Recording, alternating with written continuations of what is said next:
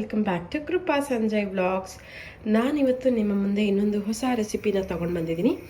ಮಜ್ಜಿಗೆ ಹುಳಿ ಅನ್ನೋದು ಎಲ್ಲರೂ ಕೇಳಿರ್ತೀರಾ. ಬೆಂಡೆಕಾಯಲ್ಲಿ ಮಾಡುವಂಥ ಮಜ್ಜಿಗೆ ಹುಳಿ ಎಲ್ಲಾದರೂ ಕೇಳಿದ್ದೀರಾ? ಇದು ಹೊಸ ಪ್ರಯೋಗ ಅಂತಾನೆ ಏನಲ್ಲ, ತುಂಬ ಜನಕ್ಕೆ ಗೊತ್ತಿರಲ್ಲ, ಬಟ್ ಮಾಡ್ತಾರೆ. ಸೊ ಹೇಗೆ ಮಾಡೋದು, ಏನೇನೆಲ್ಲ ಐಟಮ್ಸ್ ಬೇಕು ಅಂತ ನೋಡ್ಕೊಳ್ಳೋಣ. ನಾನಿವತ್ತು ಮಾಡ್ತಿರುವಂತಹ ರೆಸಿಪಿ ಬೆಂಡೆಕಾಯಿ ಮಜ್ಜಿಗೆ ಹುಳಿ. ಸೊ ಅದಕ್ಕೆ ಮೇಯ್ನಾಗಿ ಬೇಕಾಗಿರುವಂಥದ್ದು ಬೆಂಡೆಕಾಯಿ. ನಾನು ಸಾಫ್ಟಾಗಿರೋದು, ಚೆನ್ನಾಗಿರೋದು, ಬಲ್ತಿಲ್ದಿರೋಂಥದ್ದನ್ನ ನೀಟಾಗಿ ನೋಡಿ ಹೆಚ್ಕೊಂಡು ಇಟ್ಕೊಂಡಿದ್ದೀನಿ. ಆ್ಯಂಡ್ ಮೊಸರನ್ನ ಸ್ವಲ್ಪ ಕಡ್ದು ಇಟ್ಕೊಂಡಿದ್ದೀನಿ. ಸ್ವಲ್ಪ ನೀರು ಹಾಕಿ ಕಡ್ದಿಟ್ಕೊಂಡಿದ್ದೀನಿ ಮೊಸರನ್ನ. ಇನ್ನು ಒಗ್ಗರಣೆಗೆ ಬೇಕಾಗಿರೋದು ಸಾಸಿವೆ, ಜೀರಿಗೆ, ಕರಿಬೇವು, ಇಂಗು, ಅರಿಶಿನ, ಒಣಮೆಣಸಿನ್ಕಾಯಿ. ಇದಿಷ್ಟು ಒಗ್ಗರಣೆಗೆ ಬೇಕಾಗಿರೋವಂಥ ಐಟಮ್.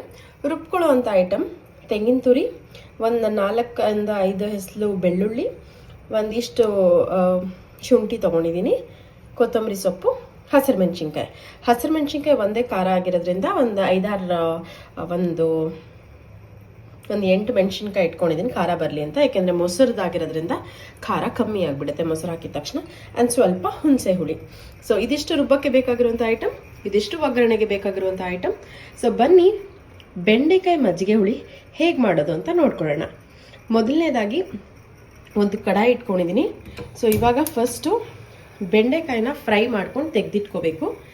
ಫ್ರೈ ಮಾಡಿ ಆದಮೇಲೆ ಅದು ಫ್ರೈ ಆಗ್ತಿರೋವಂಥ ಟೈಮಲ್ಲೇ ನೀವು ಆರಾಮಾಗಿ ಈ ರುಬ್ಬೋದನ್ನು ಮುಗಿಸ್ಕೊಂಡ್ಬಿಡ್ಬೋದು. ರುಬ್ಬಿದ ರೆಡಿ ಇತ್ತಂತ ಅಂದರೆ ಒಗ್ಗರಣೆ ಹಾಕ್ಕೊಂಡ್ಬಿಡ್ಬೋದು. ದಿಢೀರಂತ ಆಗುತ್ತೆ. ಸೊ ಮಾಮೂಲಾಗಿ ನೀವು ಕೇಳಿರೋ ಪ್ರಕಾರ ಬೂದ್ಗುಂಬಳಕಾಯ್ದು ಅಥವಾ ಹೀರೆಕಾಯ್ದು ಈ ಥರ ಮಜ್ಜಿಗೆ ಹುಳಿಗಳು ಕೇಳಿರ್ಬೋದು. ಬಟ್ ಬೆಂಡೆಕಾಯ್ದು ತುಂಬ ರೇರ್ ಮಾಡೋದು, ಬಟ್ ತುಂಬ ಚೆನ್ನಾಗಿರುತ್ತೆ. ಅದರಷ್ಟೇ ರುಚಿ ಇರುತ್ತೆ, ಅದಕ್ಕಿಂತ ರುಚಿ ಇರುತ್ತೆ ಅಂತ ಹೇಳ್ಬೋದು.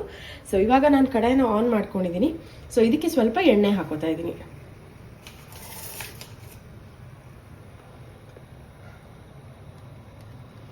ಬೆಂಡೆಕಾಯಿನ ಫ್ರೈ ಮಾಡ್ಕೊಂಡು ಅಷ್ಟು ಮಾತ್ರ ಎಣ್ಣೆ ಹಾಕೊತಾ ಇದ್ದೀನಿ. ಸೊ ಬೆಂಡೆಕಾಯಿನ ಚೆನ್ನಾಗಿ ಅದರ ಅಂಶ ಎಲ್ಲ ಹೋಗೋ ಥರ ಫ್ರೈ ಮಾಡ್ಕೋಬೇಕು. ಸೊ ಇವಾಗ ಕಡಾಯಿಗೆ ಎಣ್ಣೆ ಹಾಕ್ಕೊಂಡಿದ್ದೀನಿ, ಚೆನ್ನಾಗಿ ಕಾದಿದೆ. ಇವಾಗ ಬೆಂಡೆಕಾಯಿನ ಹಾಕೋತಾ ಇದ್ದೀನಿ ಡೈರೆಕ್ಟಾಗಿ, ಬೇರೆ ಏನೂ ಹಾಕೋತಾ ಇಲ್ಲ. ಆ್ಯಂಡ್ ಆವಾಗಲೇ ತೊಗೊಂಡಿರೋ ಐಟಮ್ಸಲ್ಲಿ ಉಪ್ಪೊಂದು ಹೇಳೋದನ್ನ ಮರ್ತೆ. ಸೊ ಉಪ್ಪು ಕೂಡ ಇಟ್ಕೊಳ್ಬೇಕು, ರುಚಿಗೆ ತಕ್ಕಷ್ಟು ಉಪ್ಪು.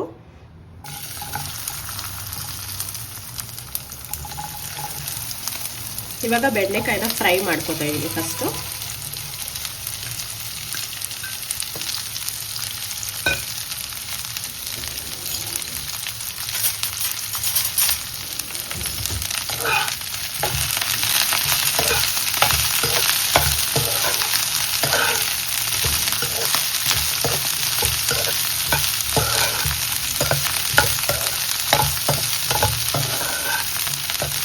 ಫ್ರೈ ಆಗೋವಂಥ ಟೈಮಲ್ಲಿ ರುಬ್ಬಕ್ಕೆ ಏನೇನು ಐಟಮ್ಸ್ ಇಟ್ಕೊಂಡಿದ್ವಿ ಅದನ್ನೆಲ್ಲ ರುಬ್ಕೊಂಡು ತೊಗೊಂಡು ಬಂದುಬಿಡೋಣ.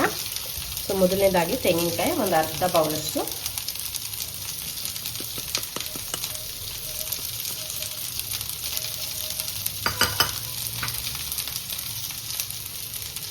ಬೆಳ್ಳುಳ್ಳಿ, ಶುಂಠಿ, ಕೊತ್ತಂಬರಿ ಸೊಪ್ಪು, ಮೆಣಸಿನ್ಕಾಯಿ, ಆ್ಯಂಡ್ ಸ್ವಲ್ಪ ಹುಣಸೆ ರಸ,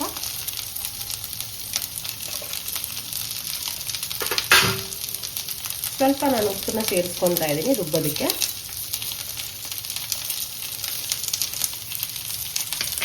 ಜಸ್ಟ್ ಕ್ಲೀನ್ ಪೇಸ್ಟ್ ಆಗಿ ರುಬ್ಕೊಂಡು ಬಂದ್ಬಿಡೋಣ. ಬೆಂಡೆಕಾಯಿ ಕೂಡ ಫ್ರೈ ಆಗ್ತಿದೆ, ಈ ಕಡೆ ರುಬ್ಬೋದು ಕೂಡ ರೆಡಿ ಮಾಡ್ಕೊಂಡಿದ್ದೀನಿ. ಸೊ ಬೇಗ ಇದನ್ನ ರುಬ್ಕೊಂಡು ಬಂದ್ಬಿಡೋಣ. ಇವಾಗ ಕ್ಲೀನ್ ಬ್ಲೆಂಡ್ ಮಾಡಿ ತೊಗೊಂಡು ಬಂದಿದ್ದೀನಿ. ಸೊ ರುಬ್ಬೋದಕ್ಕೆ ಎಷ್ಟು ಹದವಾಗಿ ನೀರು ಬೇಕು ಅದನ್ನ ನೋಡ್ಕೊಂಡು ಹಾಕ್ಕೊಂಡು ರುಬ್ಕೊಳ್ಳಿ. ಈ ಕಡೆ ಬೆಂಡೆಕಾಯಿ ಕೂಡ ಫ್ರೈ ಆಗಿದ ಮಿಶ್ರಣ ಕೂಡ ರೆಡಿ ಆಗಿದೆ. ಸೊ ಇವಾಗ ಒಗ್ಗರಣೆ ಹಾಕೋಣ ಬನ್ನಿ. ಸೊ ನೋಡ್ಬೋದು ಬೆಂಡೆಕಾಯಿ ಕೂಡ ಚೆನ್ನಾಗಿ ಫ್ರೈ ಆಗಿದೆ. ಸಾಕು ಇಷ್ಟು ಫ್ರೈ ಆದರೆ. ಸೊ ಇವಾಗ ನಾನು ತೆಗೆದಿಟ್ಕೊಂಡು ಬಿಡ್ತಾ ಇದ್ದೀನಿ.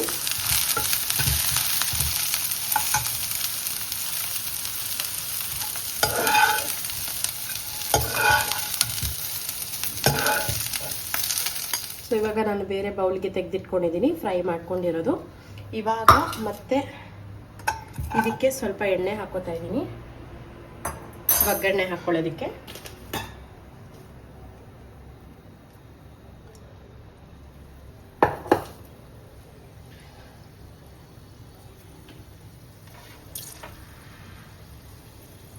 ಸೊ ಆಲ್ರೆಡಿ ಪ್ಯಾನ್ ಕಾದಿರೋದ್ರಿಂದ ಎಣ್ಣೆ ಕೂಡ ಹಾಕಿದ ತಕ್ಷಣ ಕಾದಿರುತ್ತೆ.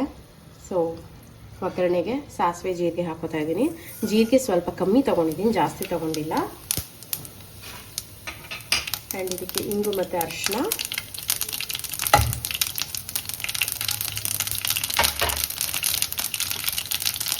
ಕರಿಬೇವಿನ ಸೊಪ್ಪು, ಒಣಮೆಣಸಿನ್ಕಾಯಿ.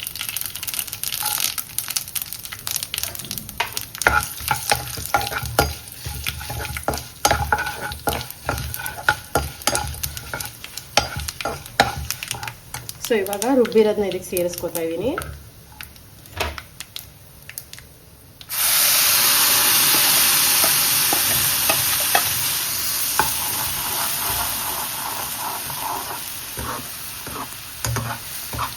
ರುಬ್ಬಿರೋದ್ರಿಂದ ಹಸಿ ವಾಸನೆ ಇರುತ್ತೆ, ಪ್ಲಸ್ ಸ್ವಲ್ಪ ಘಾಟ್ ಕೂಡ ಇರುತ್ತೆ. ಅದು ಹೋಗೋವರೆಗೂ ಚೆನ್ನಾಗಿ ಫ್ರೈ ಮಾಡ್ಕೋಬೇಕು.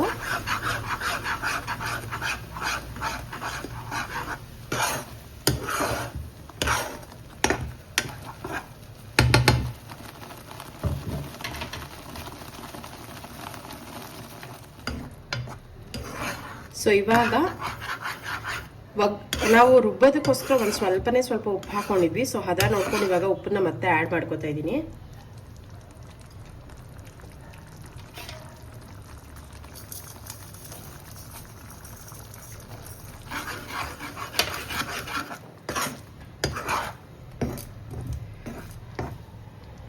ಇವಾಗ ನಾವು ಫ್ರೈ ಮಾಡಿ ಇಟ್ಕೊಂಡಿರೋಂತಹ ಬೆಂಡೆಕಾಯಿನ ಆ್ಯಡ್ ಮಾಡ್ಕೊತಾ ಇದ್ದೀನಿ.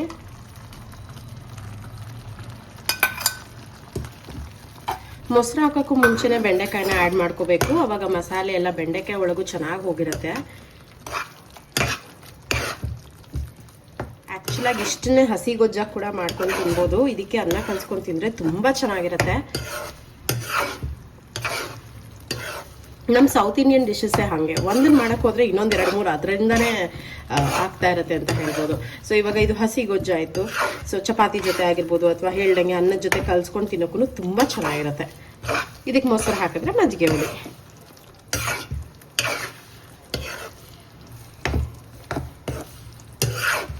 ಸೊ ಚೆನ್ನಾಗಿ ಇವಾಗ ರುಬ್ಬಿರೋ ಮಸಾಲೆ ಎಲ್ಲ ಬೆಂಡೆಕಾಯಿ ಜೊತೆ ಚೆನ್ನಾಗಿ ಹೊಂದ್ಕೊಂಡಿದೆ.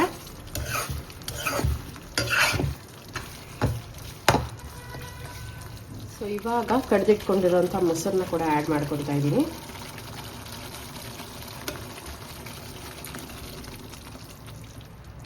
ಮಜ್ಜಿಗೆ ಹುಳಿ ಆಗಿರೋದ್ರಿಂದ ಸ್ವಲ್ಪ ಮೊಸರದ ಕನ್ಸಿಸ್ಟೆನ್ಸಿ ತಿಕ್ಕಾಗಿರೋದಕ್ಕಿಂತ ತೆಳು ಇದ್ರೇನೆ ಚಂದ.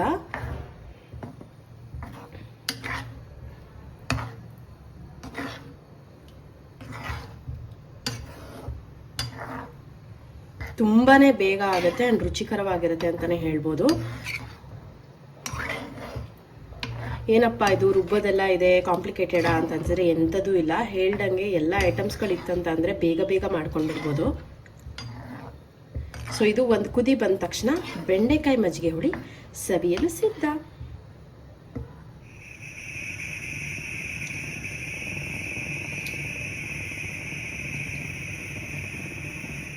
ಸೊ ನೋಡಿದ್ರಲ್ಲ, ಮಜ್ಜಿಗೆ ಹುಳಿ ರೆಡಿ ಆಗಿದೆ. ಇದನ್ನ ಬಿಸಿ ಬಿಸಿ ಅನ್ನಕ್ಕೆ ಹಾಕೊಂಡು ತಿಂತಾ ಇದ್ರೆ ಆಹಾ ಸೂಪರ್ ಆಗಿರುತ್ತೆ ಟೇಸ್ಟ್. ಸೊ ನೀವು ಕೂಡ ಮನೆಯಲ್ಲಿ ಮಾಡಿ ಹೇಗಿತ್ತು ಅಂತ ತಿಳಿಸೋದನ್ನ ಮರಿಬೇಡಿ. ನಿಮ್ಮ ಅನಿಸಿಕೆಗಳನ್ನ ಕಮೆಂಟ್ ಮುಖಾಂತರ ತಿಳಿಸಿ. ಇನ್ನೂ ನನ್ನ ಚಾನಲ್ಗೆ ಸಬ್ಸ್ಕ್ರೈಬ್ ಆಗಿಲ್ಲ ಅಂದರೆ ಪ್ಲೀಸ್ ಇವಾಗಲೇ ಸಬ್ಸ್ಕ್ರೈಬ್ ಆಗಿ ಅಂತ ಹೇಳ್ತಾ ಈ ಒಂದು ವ್ಲಾಗ್ನ ನಾನು ಇಲ್ಲೇ ಮುಗಿಸ್ತಾ ಇದ್ದೀನಿ. ಇಷ್ಟವಾಗಿದ್ದಲ್ಲಿ ಪ್ಲೀಸ್ ಲೈಕ್ ಮಾಡಿ, ನನ್ನ ವೀಡಿಯೋಸ್ಗಳನ್ನ ಶೇರ್ ಮಾಡಿ ಅಂತ ಹೇಳ್ತಾ ಮುಂದಿನ ವ್ಲಾಗ್ವರೆಗೂ ನಮಸ್ತೆ.